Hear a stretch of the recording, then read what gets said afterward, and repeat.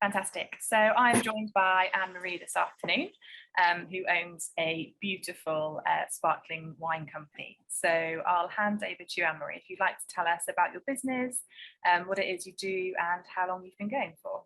Okay. Well, I launched my business, actually, I launched it a few months before COVID struck, actually focusing on spa hotels and wedding venues.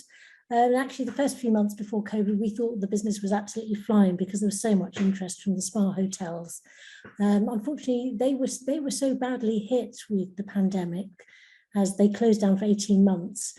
So actually, so did my business close down. So I'm kind of lucky that I've managed to keep it all going. And actually, we've come out in quite a strong place because actually the spa hotels now are coming back en masse, which is absolutely wonderful news.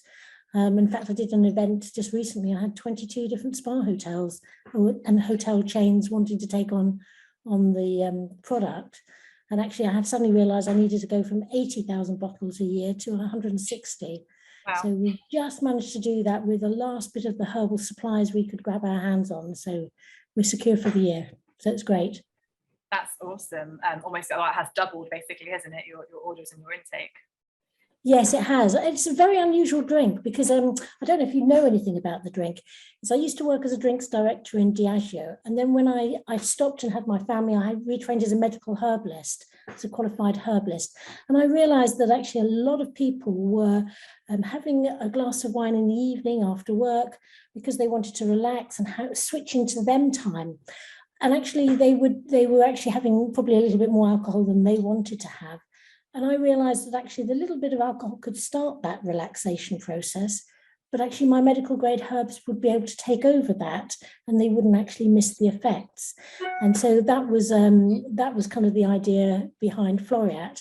It took a long time to actually make the product because actually my first attempts, they were like upside down Guinness. It was black and all the lovely little plant constituents I was trying to grab hold of all precipitated out.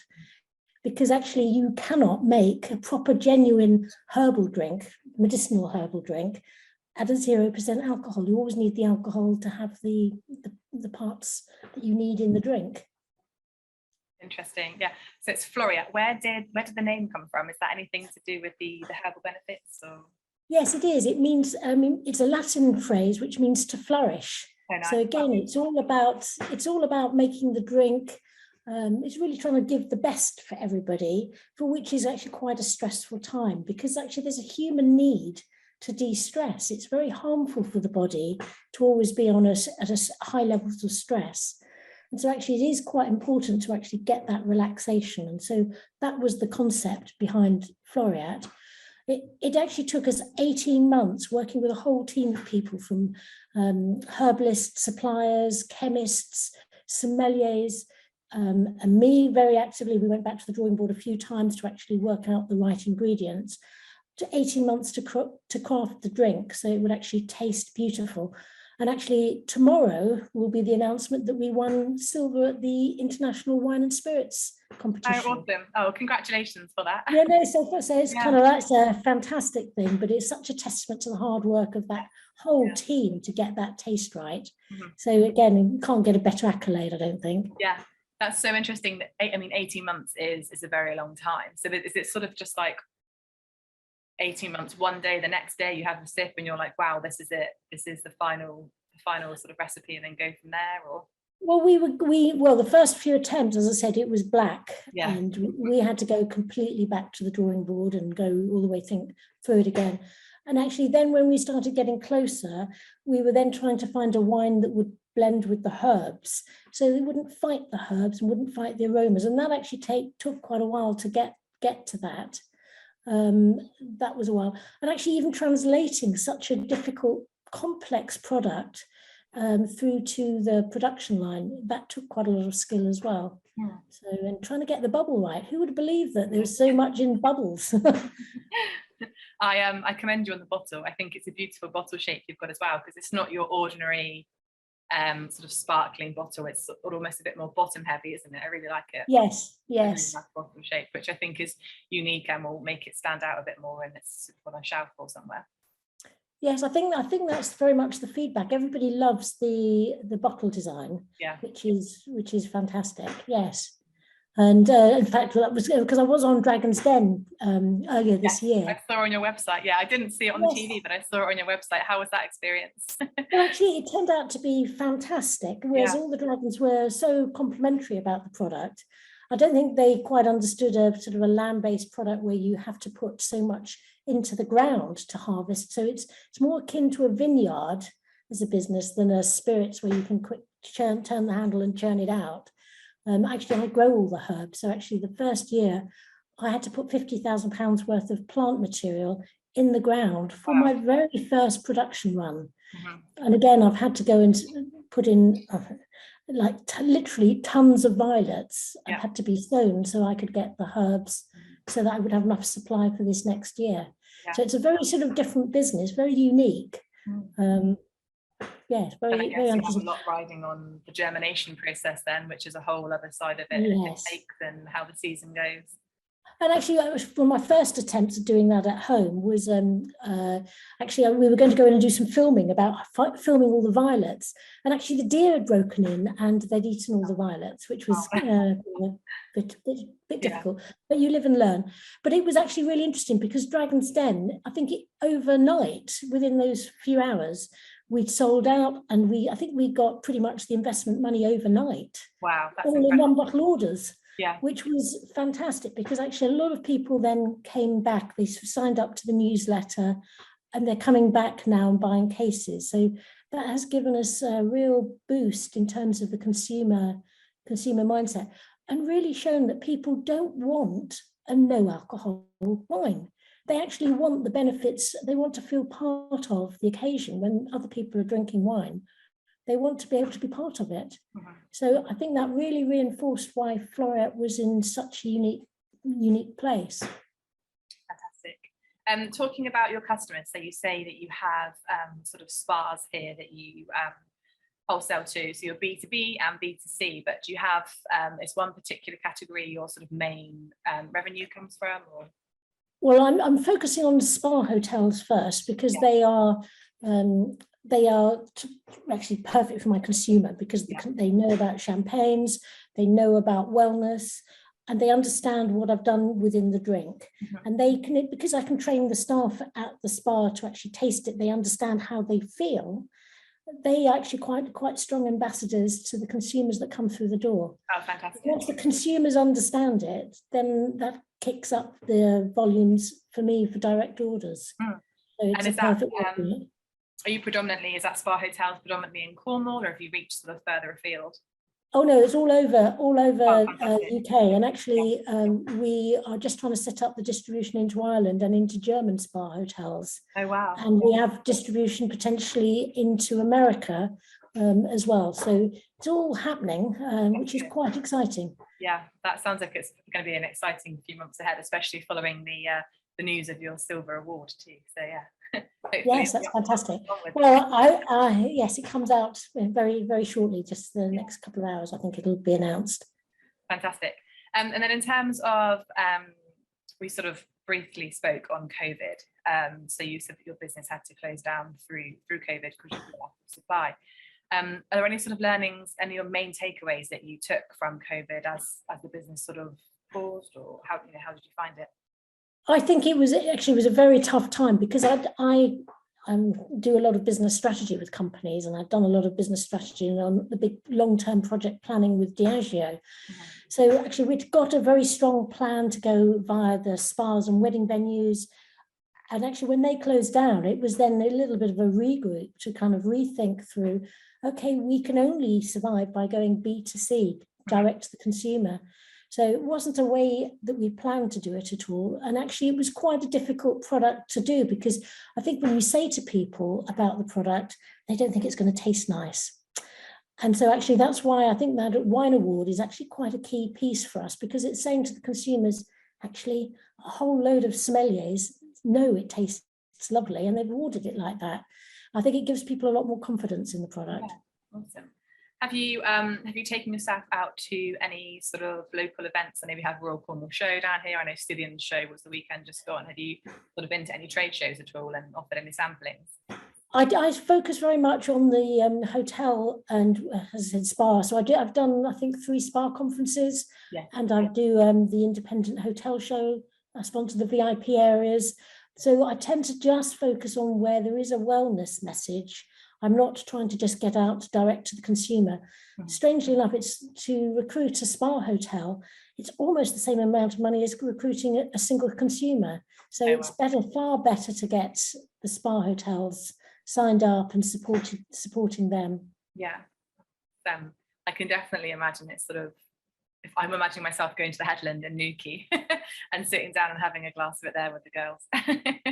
Yes, that's exactly the sort of place. And again, it's got such strong roots for Cornwall and Devon, and it's lovely that we are going into also some top end restaurants taking Floret on as well, which I think again is very exciting. Yeah, definitely.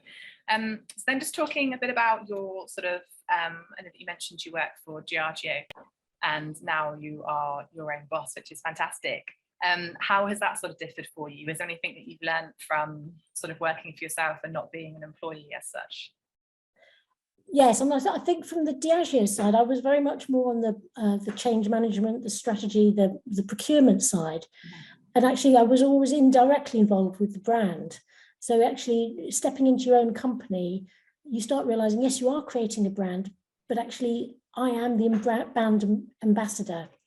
And actually, that is it's actually the passion that I have for the product that actually I think that has really engaged people.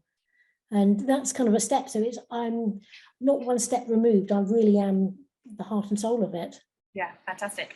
And is it just, I'm presuming there's a production team or sort of a manufacturing team, but is it just yourself predominantly that's working on the brand and getting that out there? Or is there sort of a day-to-day team that work alongside you? We have a team which work on different aspects. So a marketing team, and we have a production team that we are going to be doing it. But we are looking to actually grow that quite dramatically, because as we cater for this volume, we are probably going to be stepping into our own production facility very, very shortly. It's the only way we can guarantee that sort of supply. Yeah, fantastic. So talking about the growth there, where do you see the business going in 5 years from now, for example? Well, I want to stay for the top end for Floret. I've got another couple of brands which will be coming out. There's so much demand for the product, and people are saying, well, actually, they would like to see kind of a more mid-priced product actually in the supermarkets. So at some point, I do need to do that. Yeah. And actually, I'm going to have a much more mental acuity and mental resilience version of the drink under a different brand name. But I think there is a clear requests for that. Yeah, I think there's been, I mean, in terms of kind of similar to what you're offering, but a lot of people sort of drinking sparkling water drinks now which have alcohol in them, and I think that's more of like a health conscious decision. So I think people can sort of see the benefits of your product and it's accessible to them, and they'll definitely sort of, you know, opt to try it. So it's, yeah.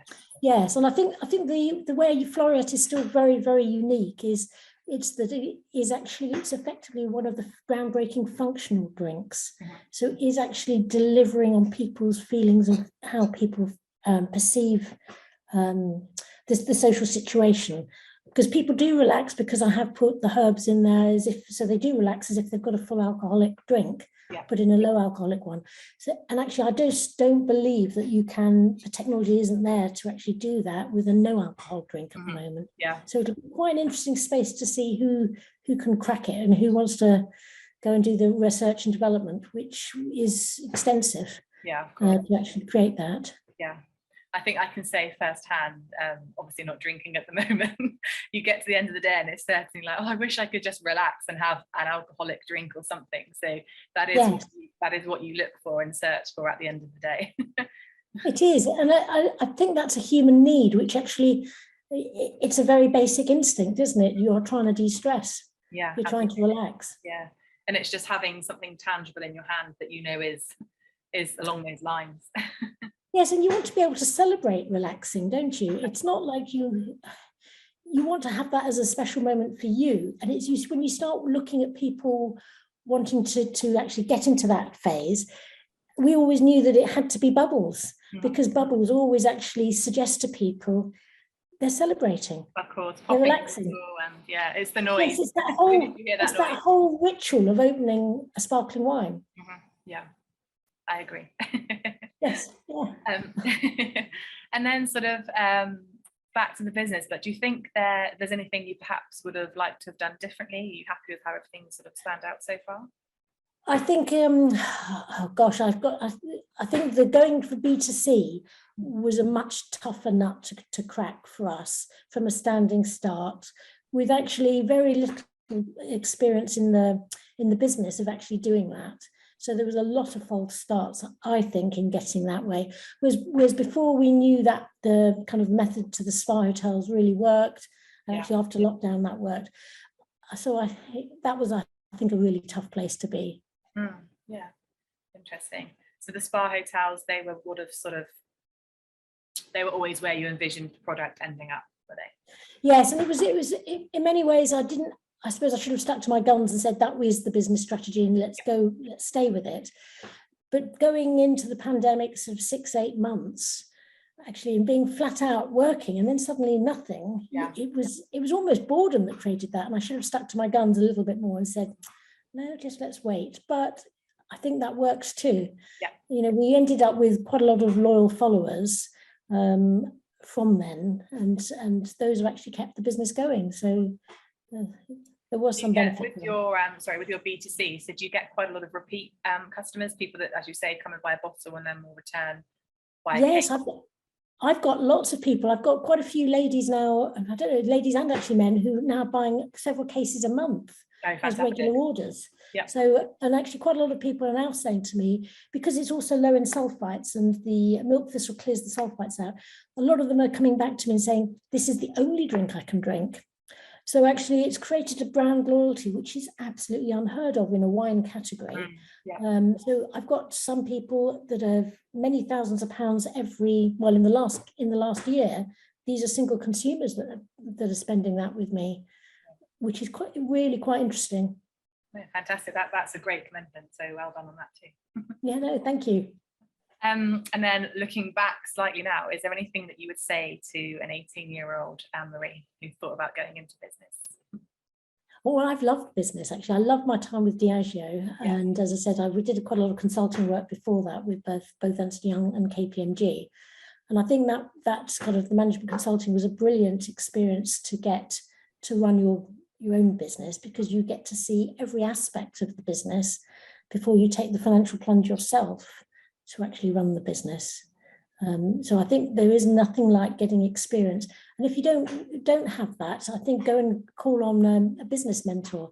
Because one of the other things that I still do is I'm still a entrepreneur in residence for Falmouth University, and I love working with these new startup companies, and these are not necessarily the 18-year-olds and 20-year-olds. These are some people who've decided mid-career they'd like a change of career and are setting up their business, and that is really, really quite an exciting place to be. Yeah, predominantly the amount of people I've interviewed so far have been people that have had a vast, extensive past life as employees, and then they've hit a certain age and then thought, actually, no, this is the time now to start a business.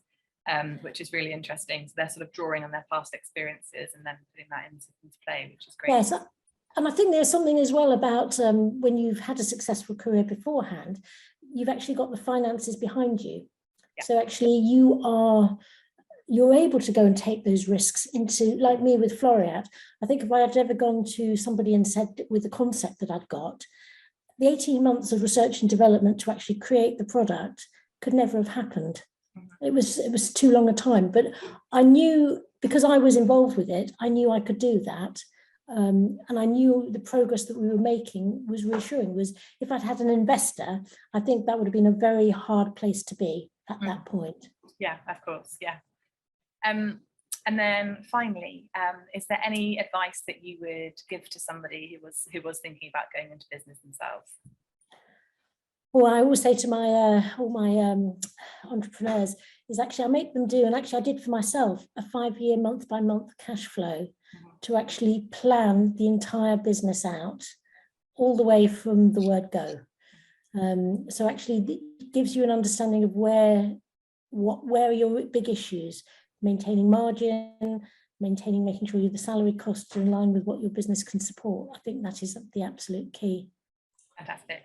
Quite a lot. A business plan is quite often the most popular answer I get there. Everyone says, make sure you've got your business plan. So along the same lines. Yes, fantastic.